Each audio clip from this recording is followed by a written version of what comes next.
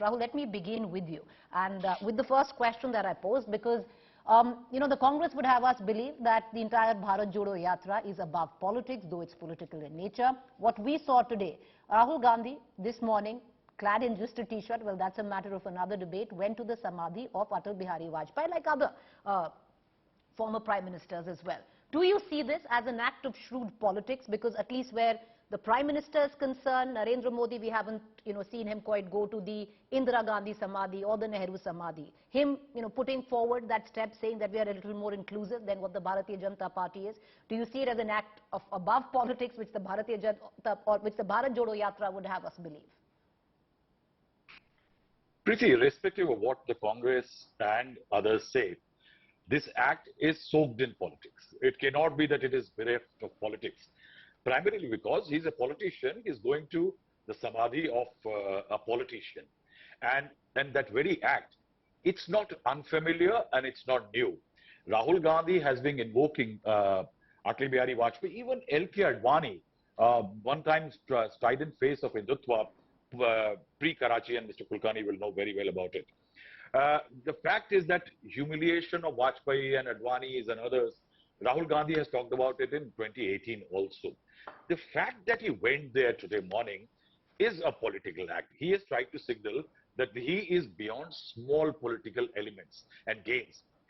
He has tried to differentiate between him and Prime Minister Narendra Modi, that while Narendra Modi never includes paying homage to Jawaharlal Nehru, Indira Gandhi and others, Rahul Gandhi is more inclusive.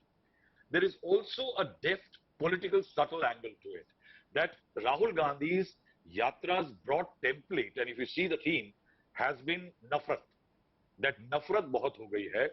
In that nafrat element and hate and prejudice element, what Rahul Gandhi today is trying to say is that he is okay even to people within the BJP when it comes to consensus leaders, when it comes to slightly more left to the right, as far as the BJP is concerned, compared to Narendra Modi. He's trying to create Atal Bihari Vajpayee versus Narendra Modi.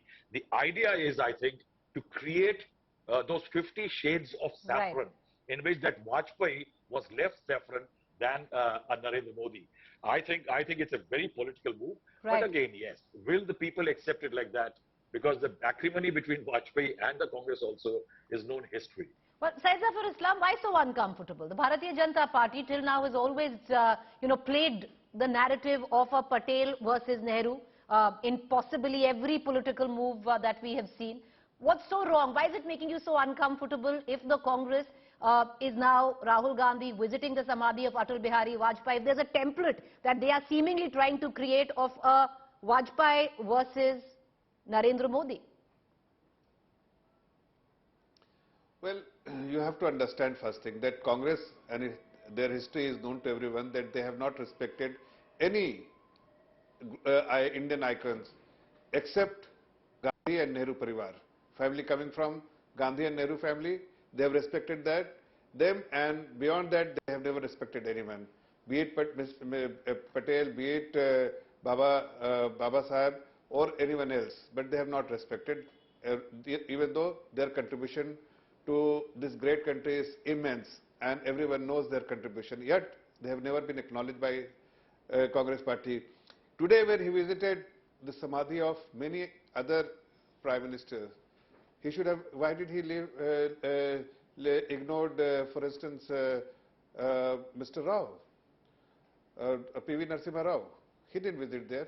So even it was just a political stunt. It was, and that will eventually backfire on him, because if you just see the body language Syed of Zafar Rahul Islam, Gandhi, when was the last time that the Prime Minister visited the Samadhi of Nehru or Indira Gandhi? To my knowledge, never. See, no, he did, and he has always tweeted about them. It is, if you have not read his tweet, you must go and Tell go me, back sir, and I was see trying very hard. Me and my research team. Death anniversary or birth anniversary, every time he has tweeted about them, yes. But here, he has tweeted about them, yes. Let me ask you. Let me ask you. If he was visiting. No, you corrected me. Therefore, I want to stand corrected, because me and my research team went at length today to try and figure out when was it that the Prime Minister visited the Samadhi of Indira Gandhi or Nehru. Because he's tweeted, and you're right there, but he's never quite visited the Samadhi physically.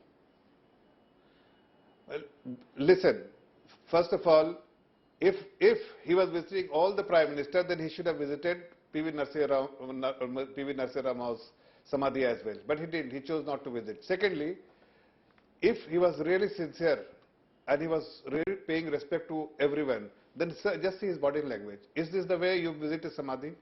No. You are not paying any respect. The way he's walking, the way he's picking up flowers from one hand. Do you do that? I mean, everyone knows how one has to visit. When you are visiting, you are not going to see a body. You are going to pay homage to a leader who has contributed immensely to this country and who happened to be former Prime Minister of this great country. But that was missing when he visited there. It was not. It was purely for photo ops. It was intentional. To Right, only mislead the you're people of this great country. Some would suggest you're reading a lot into body language, but you're except allowed to mislead the people. Okay, body language, how somebody pays respects is very subjective.